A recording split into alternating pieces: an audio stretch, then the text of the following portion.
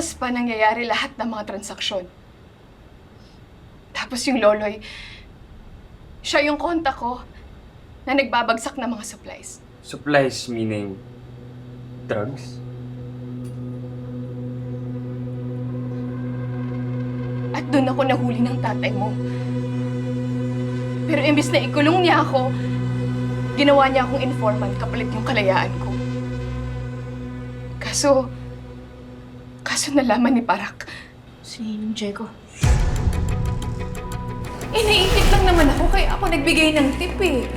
Sorry na, Diego. Mananahimik na talaga. Huwag mo lang akong patayin. Ayoko nang manahimik ka.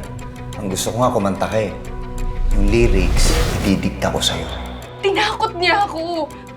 Tinakot niya ako kaya ako gumagawa ng kung ano-anong kwento para siraan si Miguel. Tapos nung nakulong si Miguel, doon na ako nagtago. Kasi alam ko ako yung isusunod ni Verdugo. Verdugo? Siya yung leader ng mga sindikato. What about Teresa Park? Or Lisa? I don't know anyone named Theresa or Lisa.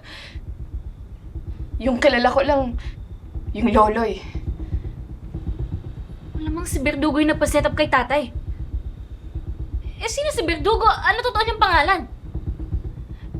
Wala, hindi ko alam. Hindi ko pa nga siya nakakausap eh. Hindi ko pa siya nakita sa personal. O kahit sa phone, hindi ko siya nakakausap. Ka na nga magsinungaling. Aminin mo na lahat. Hindi ako nagsisinungaling sa inyo. Ano ba? Sinabi ko na sa inyo lahat ng mga alam ko. Kung ayaw niyong maniwala sa akin, edi problema niyo na yon. Alam nyo, pagod lang tayo lahat. Ang dami nangyari ngayong gabi.